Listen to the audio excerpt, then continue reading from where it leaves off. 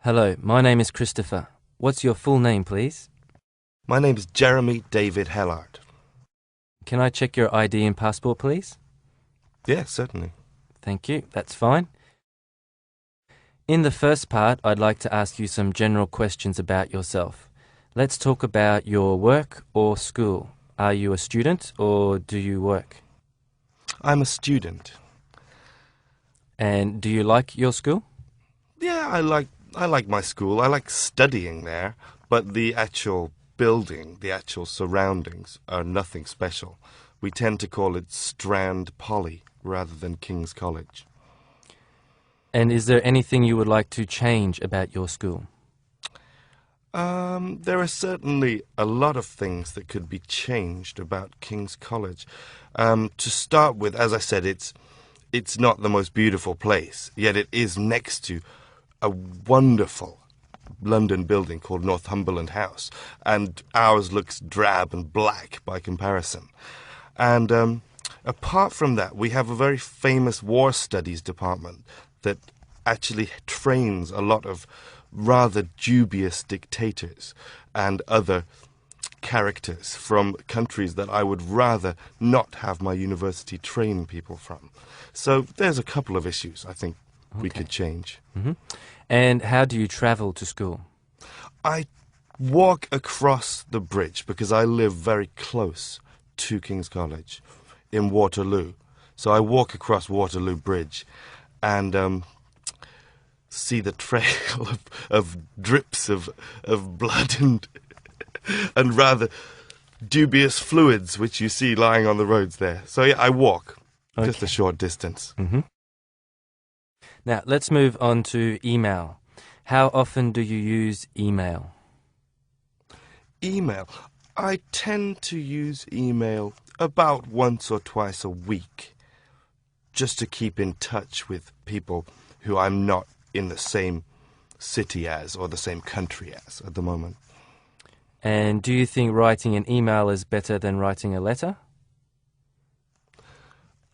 I don't think it's better than writing a letter. I much prefer writing and receiving letters.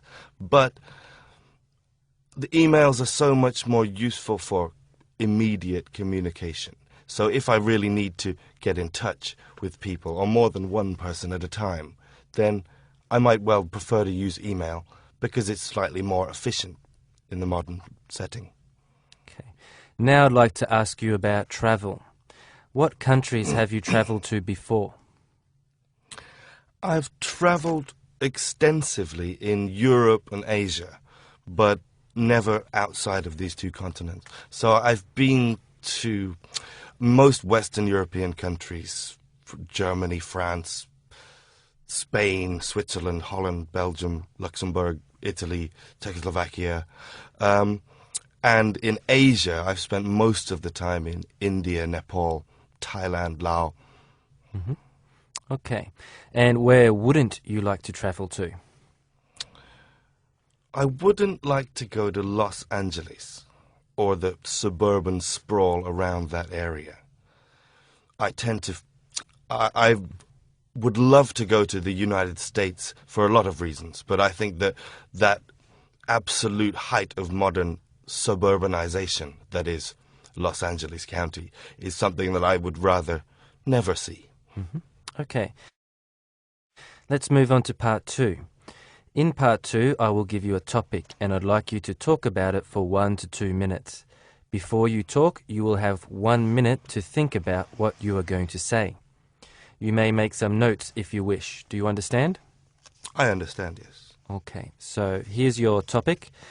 I'd like you to describe a problem in your city.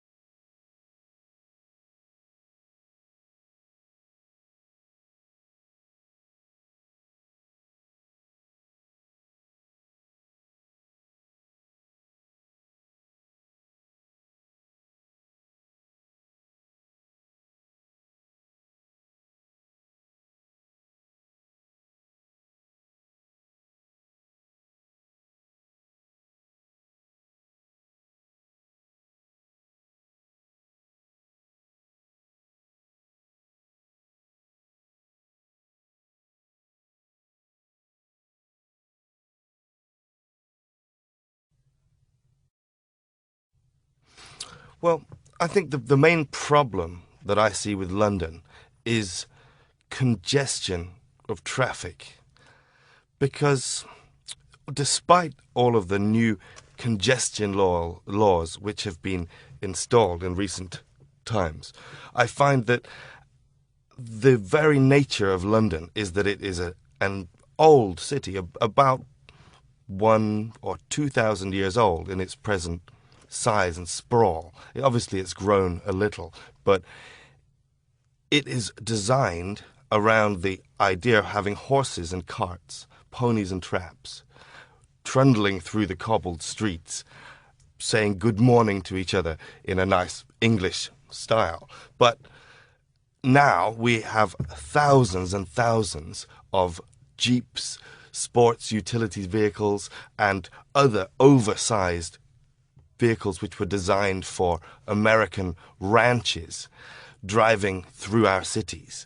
So London in particular, as you get to the centre, it becomes a complete gridlock where you breathe diesel fuel all the time, and when you get home you will blow black dust out of your nose. So I think, although there are a lot of other problems in the metropolitan situation, I tend to find that in London it's definitely the overflow of vehicles and people who decide, rather than using the public transport, that they want to take their own car and listen to their own music on their own stereo system.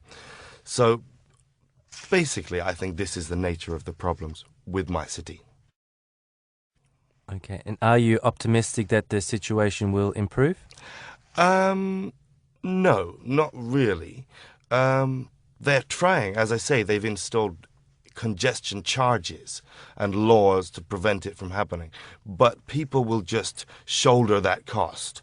People will simply say, I have to pay £5 more each time I go to town. So they will pay £5 more. But the problem remains until they pedestrianise the centre of the city. Okay, thank you.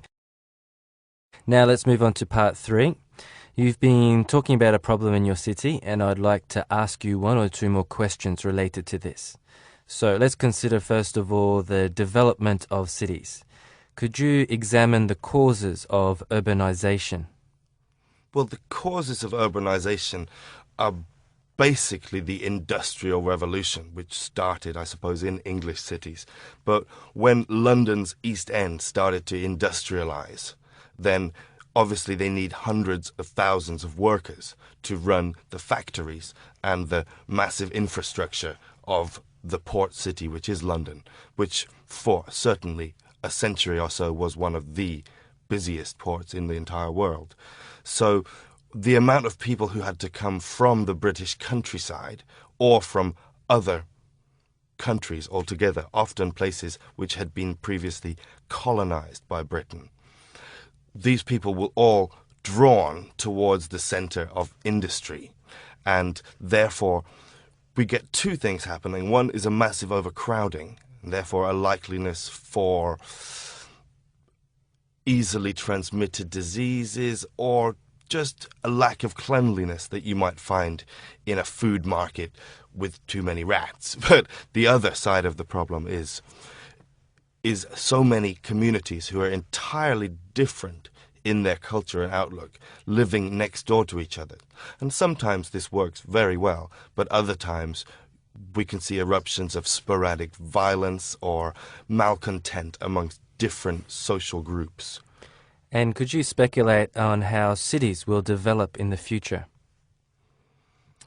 I think cities will probably develop upwards in the same way as we've seen in American cities, that buildings will become taller with better security guards and more windows, so that people can live in the city with the convenience of the local 7-Eleven without having to encounter the chock-a-block street-side life that you will find in any modern metropolis. Okay, and let's talk about some global issues. Could you describe how noticeable the gap between the rich and the poor is in your country? Well, yes, it's certainly very noticeable, and I would quote a prominent conservative politician who said, "The homeless, oh, they're the people we step over when we come out of the opera." So in London particularly, and also Manchester and Birmingham, you can really see a lot of people who are sleeping in the street on newspapers, whilst right next to them are extremely wealthy London bankers or Arab oil men, people with chauffeurs, people to carry the back of their coat over the homeless people so as not to tarnish it. So I think it's very obvious the difference between rich and poor, particularly if you go closer to the centre of urbanized areas. And how worried are you about rising world temperatures? Well, I think it's certainly worrying, the trend of global warming, so-called. Also, in other parts of the world, we'll see global cooling. So it's not simply the idea of I'm worried about temperatures rising. If you look in the centre of Canada at the moment, there's a massive cold snap, which is harder than is usually expected at this time of year. So I think that global warming is more complex than perhaps just rising world temperatures. But certainly I'm worried that we have done something to the balance of our world's equilibrium, so to say, that we might not be able to repair. Thank you. That is the end of the speaking test.